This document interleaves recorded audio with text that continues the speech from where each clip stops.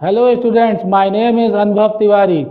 Today I am going with you to discuss the important terminology of accounting. I think this class will be very helpful to those type of students who want to know the basic terminology in an easy language. So I am trying to explain you these all words which are regularly used in a business whenever we are doing a accounting. It means we are doing a work for business, not for the owner. So firstly, in your mind, it will be clear owner and business will be separate thing. So over here in a mid, I make a term of business, and on the this side, this is the owner who is a separate thing from the business. It must be clear from the very beginning.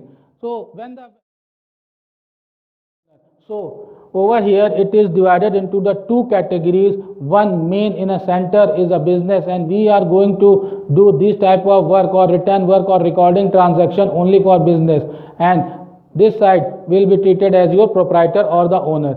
In the initial stage, suppose our hero is a Mr. Ram, and Mr. Ram want to decide to start a business. In the immediate condition, you have to clear on this point or focus only on business, not on the proprietor. In this case, when we need some money, then question arises from where we find this money and from which persons we will take money. In the initial level, first point is there, our business is not running on, no person will be interested to give any type of loan or any interest. So in the initial or the beginning of the business, we have to invest some money. So in this case, our hero name is Ram, invest the money in a business. So firstly understand the direction. Listen student, in this time you have to focus in a direction, means flow of direction, and from here the flow is moving towards the business. So when the funds may be in a form of cash, may be in a form of kind, when flow towards the business mean direction towards the business. See this side, when the flow towards the business maybe in a cash or kind, this flow, then it's come under the category of this term is capital.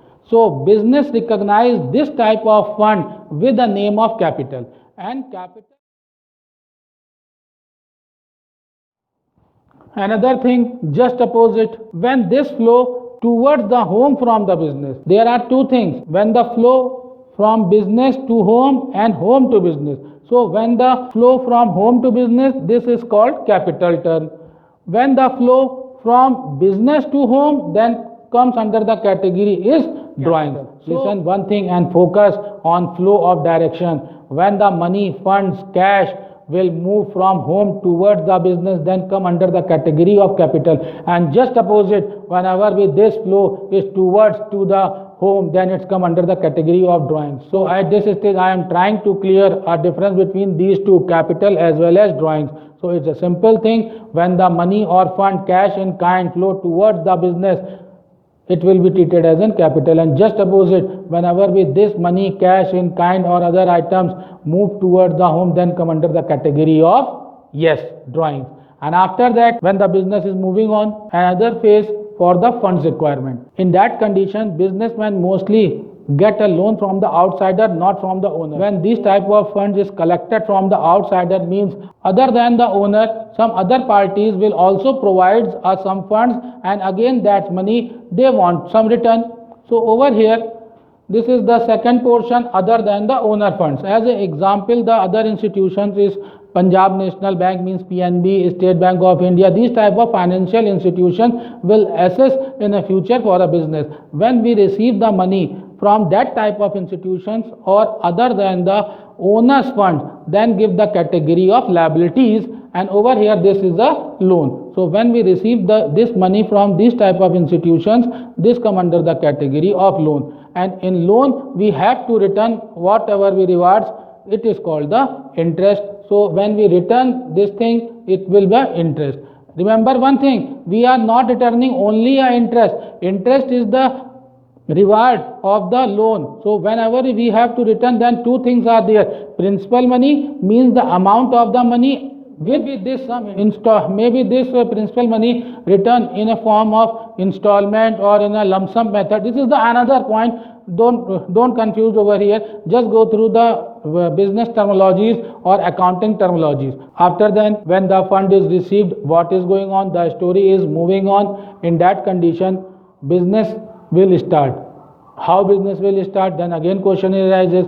This fund is used for the purpose of purchasing an assets, and from the help of these assets, businessman purchase some goods. So firstly understand the difference between these two, what is assets and what is goods.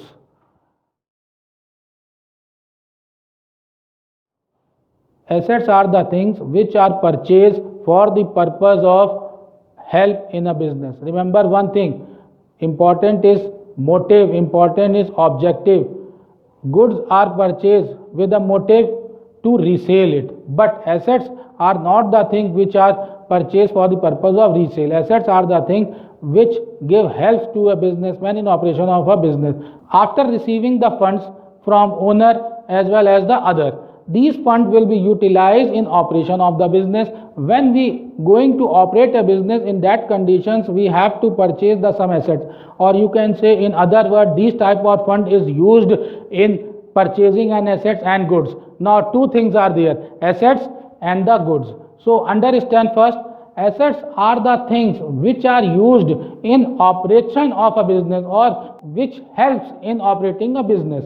But in the case of goods, they are the items which are purchased for the purpose of the resale. When we purchase an asset, it means we are not going to resell. But in the case of goods, when we purchase it, then our motive is exactly clear, we are going to sell. So our objective is the main base to create a difference between two.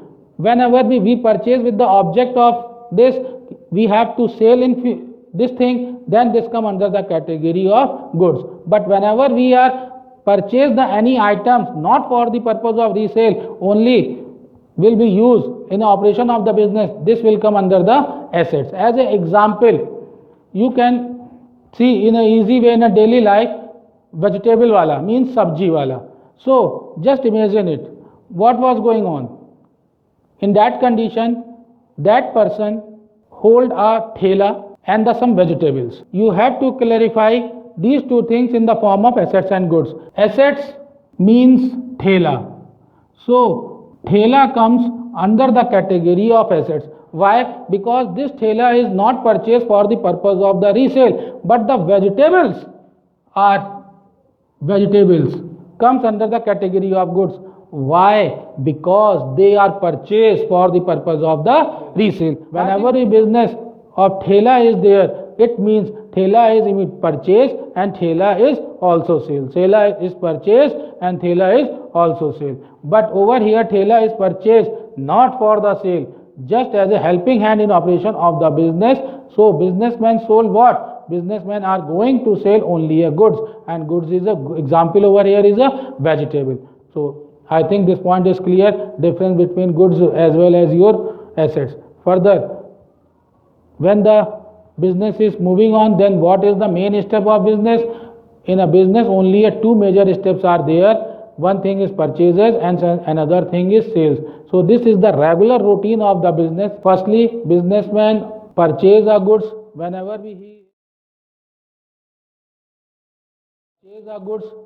he is purchasing a goods, it means goods are incoming nature in a business. So firstly understand these terms of purchases, and after that in the sale of sales. In the case of listen, in a layman language or easy language, goods are in outside mode. Goods are going outside towards the business. Over here, when the goods are sold, then what happens? These type of sales further divided into the two categories. Now it's a time to learn two more important transaction terminology. One is cash transaction. Cash transaction means over here when a businessman sell some item to Mr. X and against that immediately receive a cash. It means goods is moving out and cash is in incoming nature. This is the cash transaction. But the just opposite, another one is credit transaction. Over here I am written in a Hindi term udhar. In that condition, this businessman, our hero is Ram, not getting a cash against this transaction. It means only goods is moving out toward the person and amount will be received in future. Remember, terminology I am using a future. Over here cash is received is immediately, but in this case cash is not received immediately. This cash will receive in future. It means whenever be any terms or any benefits which will arises in a future, they will create your what? Assets. It means credit sales will create your assets, and name of these assets is called a trade receivables. These trade receivables is divided into the further two parts. Trade receivables is a trade debtors as well as the bill receivables.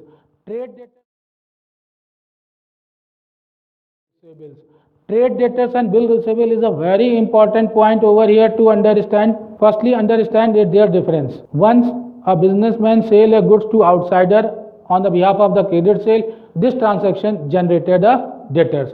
Debtors means sundry debtors, or you can say that trade debtors. But when that person give a guarantee in a written form or accept or give a promise to you to pay a some amount in the future or on a maturity date. As an example, suppose you sold a goods to Mr. X and X gave you in a written form, I promise to pay such amount on maturity date. It means he will liable to pay in future, and it will create your asset because you are going to receive a money in future. Remember one thing, after credit sale, trade creditors are generated, and then trade receivables are generated, means bill receivables. Both will create what? Assets. Don't getting confused. I am again explaining this thing on the other hand as a purchases. This is the nature when the goods are in incoming nature in a business. This purchases is divided into the two categories. One is cash purchases and another is credit purchases. When cash purchases transaction is going on, it means at the same time you are receiving some goods from the outsider, means supplier, and immediately you pay some amount to that one and your transaction is completed. But in this case the story is going on further because you are purchasing this item on the credit behalf, means udhar, and you will liable to pay this amount to that supplier in future. Over here new terminology is introduced. You are creating a liabilities with the name of trade payables, and these trade payables is divided into the further two parts. First one is trade creditors. Over here I have written trade creditors. In some books you also find that simple word is creditors or sundry creditors. All these things are same. Then that person want to guarantee to you in a written form. If you give a guarantee or say I promise to pay such amount on a particular date, means maturity date, to that person, it's come under the category of what? Exact bills payable, because you are going to pay in future. So that the word is used, payable against the bill. So that the bills payable, it will create what? It will create your liabilities. So this point is clear. Credit purchases will create a liabilities in future. This will help you to explain or understand the terminology of liabilities also. Same thing as a credit sales. Due to credit sales, assets is generated. Now another interesting point, what happens when we purchase an item but not sell immediately? It means there is a time gap between these two activities of purchases and sales. Then what happens? All the goods which are purchased and not sold immediately, they comes under the category of stock, and stock is also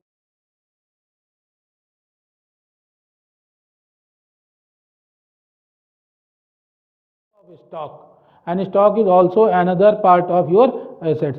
These stock is further divided into three parts. First one is raw material, means whatever we input you are putting in a manufacturing unit or in a process to find the final product. After then the second one is work in progress or semi-finished goods. Work in progress is the another name of semi-finished good. It means this item is not treated as the final goods because it is not completely processed, and also it is not stand as a raw material because some portion of process is completed. So this is the second category. It will be also created assets. After then finished goods. Finished good means overall process activities is completed, production activities is completed, these final goods is used for the purpose of sale. Then another thing, returns. Returns are divided into two parts. One is purchase return and another is sales return. These sales and purchase return is directly related with your goods stock. Why? Suppose if you purchased an items and these items are defective, in that condition you will return that defective item to that supplier. So purchase return is the term used due to the purchases and it is directly related your purchases. So that way I connected this thing is the credit purchases. Please focus this thing, this is the credit purchases, not the cash purchases. And the same as the sales return. In the case of sales return, whatever you sold item to your debtors, that debtors find that items are defective or any other reasons, he will return to this thing to you. And once you will receive, means the nature is incoming. So that's why I have written over here in. This type of flow comes in your stock and it will increase your stock. Remember one thing, purchase return will decrease your stock and sales return will increase your stock. So I think overall terminology which are basically used in a business is completed and it will help you to understand the further concept or advanced concept of accounting. So I hope we will meet in next lecture.